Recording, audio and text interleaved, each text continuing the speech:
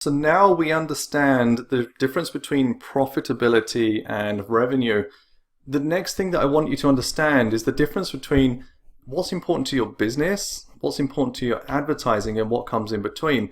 And the reason for this is because I work with such a range of business owners, media buyers, and everything in between that I think sometimes there's a disconnect. So here's the problem. If you're on the agency or freelancer side and you're running an advertising campaign, it's easy to get caught up with the things that are important to you, but not the business owner. If you're the business owner and you're running your own ads, it's quite easy to get caught up in the metrics that are important to your business, but not necessarily the right ones that are influencing your advertising. Or if you're working with a freelancer or a team or an agency, you can become disconnected on what the media buyer is actually doing and what's influencing your business. So it's really important to understand that you have to work together. And I've created this sheet to allow you, and the link should be below, to model and calculate what that looks like for your business. So if I take a bottom-down approach, I'll show you how I look at the metrics, how the metrics influence each other, and how you can start to model this for your own business as well. So when you start off, the first thing you have with your advertising account is your spend. So it's natural to think, right, I've got $1,000 and I start calculating what I can do and, et cetera, et cetera, et cetera. But as a business owner, you're actually thinking about, okay, I know what I want to spend, but I also know what kind of revenue number I want to get or what kind of return on ad spend I want to generate. So it's really important for you to define what your goals are from the start. Now, for example, if you're able to profit from a return on ad spend of 1.5, and bear in mind a return on ad spend simply means that you spend $1,000 and you make $1,500 back in revenue. It doesn't take into account the cost of goods sold, COGS, and it doesn't take into account your variable and fixed costs beyond that. So staffing, technology, fulfillment, your fulfillment center, anything like that, that's not included in your other costs. So actually you might look at that and say, right, well actually my profit at the end of this is zero because it cost me $500 to sell 30 products, and therefore I'm spending $1,000. Yes, I make an extra 500, but that's lost in other costs, and my net is zero. No one wants to run a business like that, but let me tell you something. I speak to a lot of people that scale their e-com stores to 100K, to 7 figures. They share these screenshots and, I made $1 million and I'm doing great and stuff like that. When you actually go deep into their numbers, a lot of these people are not profitable. And I think it's become too easy to find winning products, to scale up stores, even with digital info products. To some extent, some people do get lost in the revenue number without bearing in mind what the profit is off the back of it. If this was an info product, your costs are a lot lower. Maybe a 1.5 is okay. However, for most companies, especially in the e-com space, if you want to reinvest those learnings and you're just starting off and you want to reinvest those earnings and profit from that $1,000, you'll need probably a bit more than a 1.5. So what I've done here is to show you how those metrics kind of relay what metrics are important and what you can influence. So first of all, in this column here, I've highlighted the most important metrics that you have influence over. So you can input the spend, you can manipulate the cost per click, and I'll show you that, conversion rate percent, cost per acquisition, average order value, and lifetime value. And I'll talk through how each of these cascade an impact. In this particular sheet, you can edit the cells, or you can edit all the cells once you've made a copy, but you can edit the cells in yellow to influence the calculations in the other cells as well. And to simplify the calculations, I put them up here as well, so you know what's going on here as well. And I want you to use this at the start of your campaign planning, for thinking about your product costs and things like that, to figure out what's possible for you and what numbers will work. So if we start off with our spend at the bottom, we've got $1,000 to spend. The first thing I want to look at is what kind of cost per 1,000 CPM, cost per 1,000 impressions, can I get? Am I getting? Obviously, if you've never run anything before, you have to run something first. So you need to get an idea of what your CPM is. This is how Facebook actually looks at how much you're paying for your advertising, for example. Then you have your click-through rate. Your cost per thousand and your click-through rate define your cost per click. So with Facebook, you don't actually, the way it works is it gets a bit complex at times, but you don't actually pay per click, you're paying per impressions, and it's a calculation of your click-through rate and your cost per click. Anyway, the cost per click is the cost per impression. So if we say CPM is 1,000 impressions, to get the cost per impression, it's divided by 1,000, divided by my click-through rate equals my cost per click. And you can see the calculation here. So if I'm getting a $20 CPM at 2% click-through rate, that's a $1 cost per click. Okay, that makes sense so far. Then we say, right, for $1,000, if I'm paying $1 per click, how many visits do I get? 1,000. Okay, that's fine. If I'm getting 1,000 clicks, what conversion rate am I getting? And how many sales am I generating? I've actually put this up here. So if we know that our cost per click is $1, what is our CPA? It's cost per click divided by your funnel conversion rate. So here I can manipulate that to show different values. So if my conversion rate doubles to 6%, my CPA obviously drops to $16. My return on ad spend has also now doubled as well. So if I just undo that change, 3% is 1.5.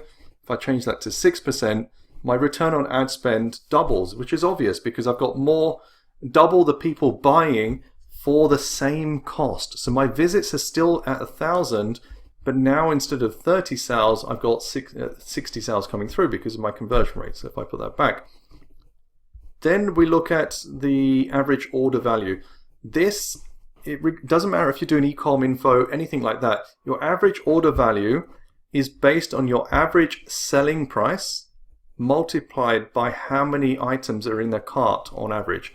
So if you have an e-com store and your products range from, let's say, $10 up to $100, but based on the different types of pricing, your average selling price across the store is $40, and on average most people buy 1.25 products, and that'll be a calculation based on how many items in your cart and how many sales, then your average order value is $50. Now, why this is important and why I've broken out AOV is upsells and cross-sells and bundles and things like that. They all play a part on your average order value. This is to break it out, and it's some of the strategies we'll be discussing later on. So if our average selling price remains as $40, but now we can get people to buy 1.5 items per order, our average order value is bumped up to 60. So our return on ad spend has gone from 1.5 to 1.8 because our CPA is still the same, still costing us the same to acquire that one customer, but we're getting them to just buy a bit more in their basket, which has bumped up our return on ad spend slightly, and therefore our revenue also goes up as well. Now, for example, let's say we get people to buy 2 items per order at the same average selling price. AOV is now $80. Our return on ad spend is now 2.4. Why is this important? It's because I want you to really understand what's in your control and what is a lot more harder to manipulate. So changing these values is based on your store, your funnels, your upsells, your cross-sells, your promotions, your bundles, etc. Changing these values, now you're talking about Facebook algorithm and auction and competition and what's happening in the economy and things like that. So you should start to understand how certain metrics are easier for you to manipulate and certain ones are not. So if, for example, I'll change that back to 1.25, in this store, we want to improve our return on ad spend.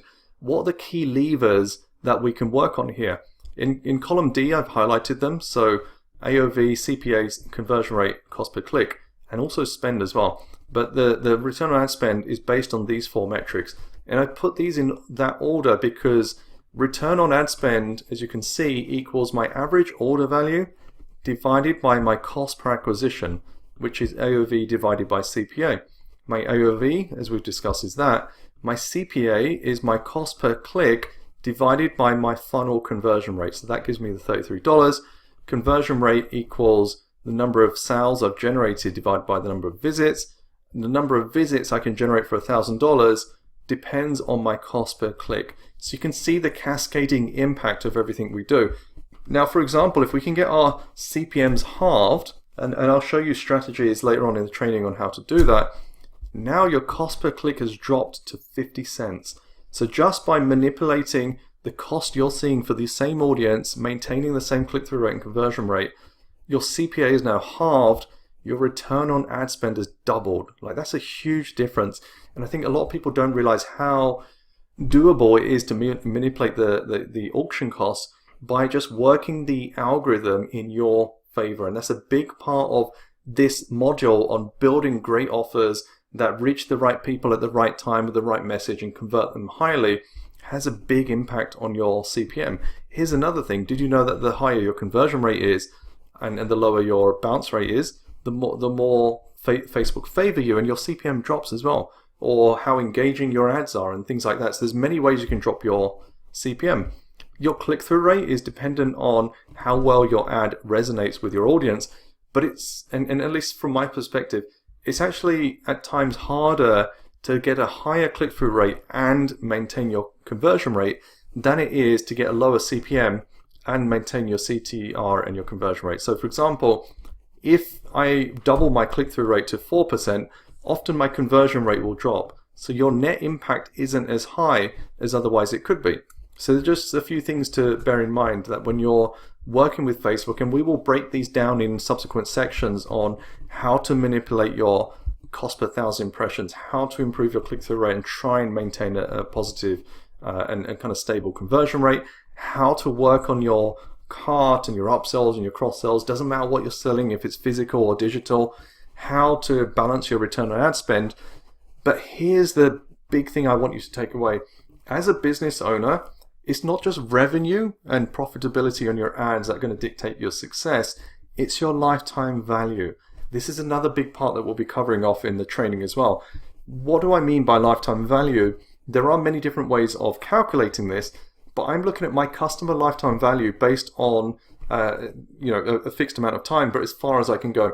If you're a brand new business, your lifetime value is going to be months, or if not days or weeks. If you've been established, it could be years.